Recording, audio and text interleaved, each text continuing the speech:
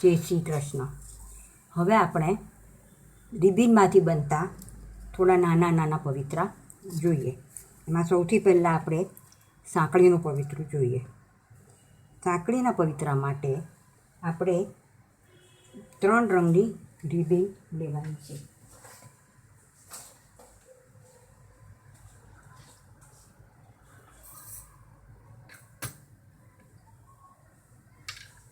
અને એક સોયો લેવાનો છે.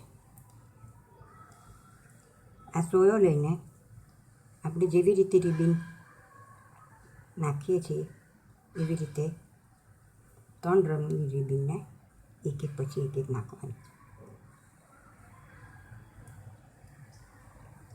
વાળીને લઈએ છીએ તેવી રીતે વાળીને લેવાની છે. આપણે 5 ઇંચની પટ્ટી લીધી છે.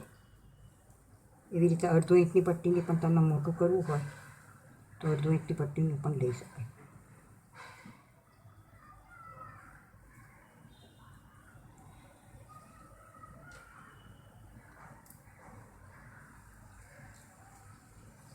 આપણે 3 રંગની રિબિન લીધી છે.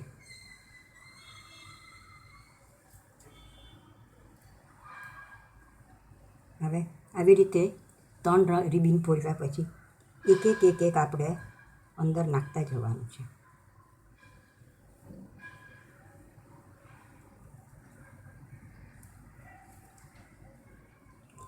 નાખતી વખતે ધ્યાન રાખવાનું છે કે વચ્ચે આંટી ન પડે. પહેલાં જે નાખી હોય તે પહેલાં નાખવાની, એવી રીતે નાખતા જવાનું.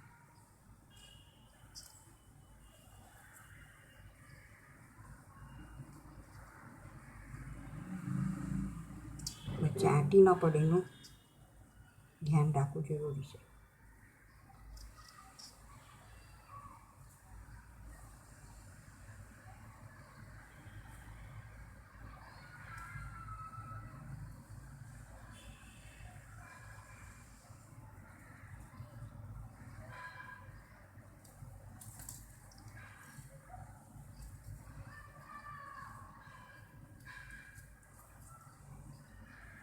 આવી રીતે નાખવા જોઈથી આખી સાંકળીનું પવિત્ર તૈયાર થાય. તૈયાર થયા પછી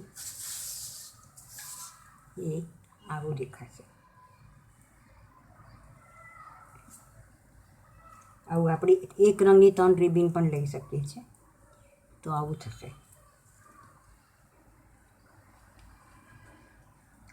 આવી રીતે જુદા જુદા 3 રંગની. એમાં વચ્ચે મોતી મૂકવું હોય તો એક એક કરીને આવી રીતે વચ્ચે મોતી પણ મૂકી શકાય છે.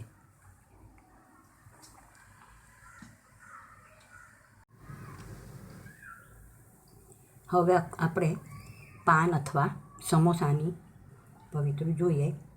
એમાં રિબિન જોઈએ, સોયો જોઈએ. આમાં આપણે રિબિનને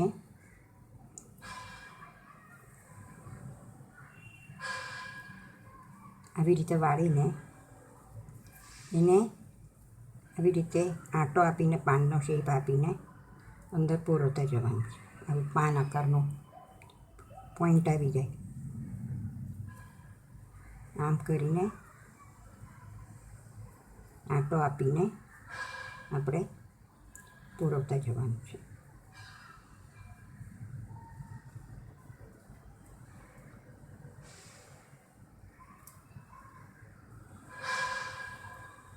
ચારે બાજુ સાથે બી પૂરવી શકો અથવા તો પછીથી પણ કરી શકો.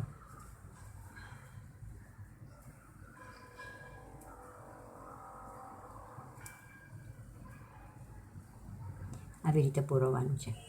તો આવું પવિત્ર તૈયાર થશે. એમાં પછી વચ્ચે તમે થાક મૂકીને 2 કલરનું બી કરી શકો છો, 1 કલરનું બી કરી શકો છો.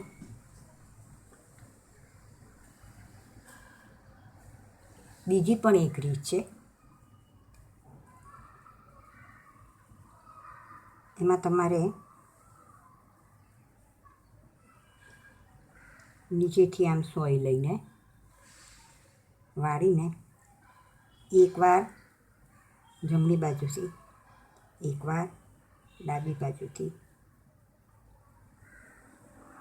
આવી રીતે ફાંક લેતા જવાનું છે.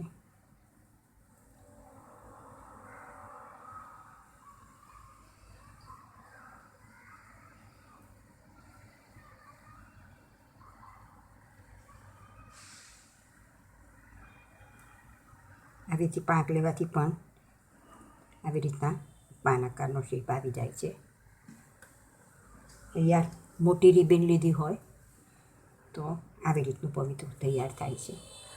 આપણે પછી એને મેચિંગ ગુલાબ બી બનાવી શકીએ છીએ. આ ગુલાબ બનાવવાનું જોઈ ગયા છે. આ પાન આકારનું છે. ના આગળ આપણે કર્યું તે સાંકળીનું છે. આવી રીતે બે જોઈન્ટ કરીને આખું પવિત્ર મોટું બનાવી શકાય છે. એટલે આવું સાંકળીનું પણ બનાવી શકો છો અને પાન આકારનું પણ બનાવી શકો છો. એક જુદા બી બનાવી શકો ભેગા. આ અડધો ઇંચની રિબીન લીધી છે. આમાં આપણે 5 ઇંચની રિબીન લીધી છે. હવે આપણે ફૂલના પાંદડીનું પવિત્ર જોઈએ. ફૂલના પવિત્ર માટે કપડું જોઈશે અને કપડામાંથી આપણે પાંદડી આવી રીતનું એક પૂઠું લેવાનું છે. પૂઠા માટે આવી પાંદડી તૈયાર કાપવાની છે. નાનું જોઈતું હોય તો નાની કાપવાની છે, નહીં તો મોટી જોઈતી હોય તો મોટી. આવી રીતે પૂઠામાંથી પાંદડી કાપીને જુદા જુદા કપડાં લઈને, જેવી સિલ્કનું પણ થાય આવી રીતે કપડામાંથી આ પાંદડી મૂકીને આવી રીતે પાંદડીઓ કાપવાની છે જુદા જુદા રંગની.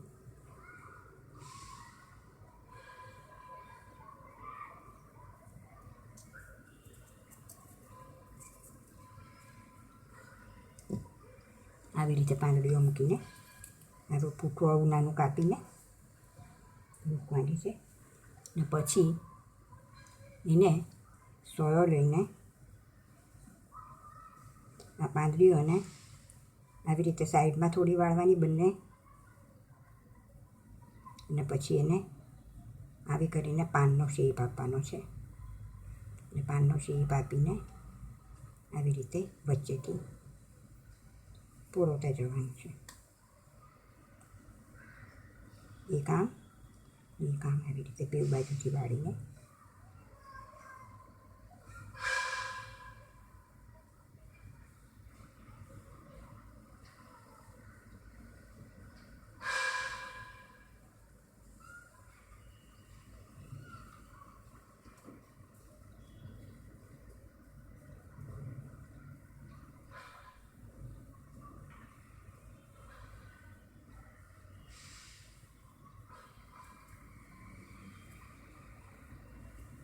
આવી રીતે પૂરવતા જવાથી પછી બીજા કલરનું પણ તમે લઈ શકો છો. તો આખું આવું પવિત્ર તૈયાર થાય છે. આમાં વચ્ચે તુલસીના ભાવનું લીલું પણ પાન લઈ શકો છો અને વચ્ચે ડેકોરેશનનું આવી રીતે મોતીની રિંગ કે મણકા કે કાંઈ પણ મૂકીને આખું પવિત્ર તમે બનાવી શકો છો. હવે આપણે વનમાળા જોઈએ. વનમાળા એટલે પ્રભુના પગ સુધી આવે એવી માળા. તો એવી માળા બનાવવા માટે એમાં તમે અડધો ઇંચની રિબીન સાઈડથી પાંખ લઈને બનાવો, અથવા તો 1 ઇંચની રિબીન લઈને 2-3 કલરની લઈને આવી રીતનું પણ બનાવી શકો છો. આવું લાંબુ બનાવો આપણા ગુલાબને બધું મૂકીને. વચ્ચે તમે આવી રીતે 5 ઇંચની રિબીનની એ લઈને આવું આખું તમે મોટું પવિત્ર બનાવી શકો છો. તે ઉપરાંત આપણે 1 ઇંચની પટ્ટી, અડધો ઇંચની પટ્ટી ને 5 ઇંચની પટ્ટી એવી રીતે લઈને બી પવિત્ર બનાવી શકીએ છીએ. તો આવું પવિત્ર તૈયાર થશે. એમાં આ સફેદ 1 ઇંચની છે, વચ્ચે કેસરી છે તે અડધો ઇંચની છે, અને ગ્રીન છે તે 5 ઇંચની છે. આવી રીતે 3 કરવાથી અંદર વચ્ચે છાપ પડે ને, પ્રિન્ટ કરી હોય ને એવી રીતના વચ્ચે ડિઝાઇન પડીને આવી રીતનું પવિત્ર થઈ જાય. એવી રીતે 2 અડધા ઇંચની લઈને વચ્ચે 5 ઇંચની મૂકીને પણ તમે કરી શકો છો. એટલે આ વનમાળા જેવું મોટું બી થઈ શકે, નાનું બી બનાવી શકો તમે. એક ઇંચની લીધી છે એટલે મોટું વધારે સારું થશે. વનમાળામાં બીજામાં તમે 5 થાક મૂકીને પણ મોટી વનમાળા બનાવી શકો.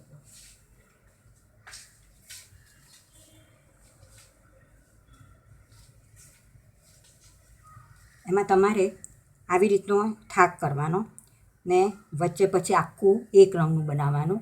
એવી રીતે તમે 5 થાક આવા મૂકી શકો છો અને એવા 5 થાક મૂકીને મોટું પવિત્રું બનાવી શકો.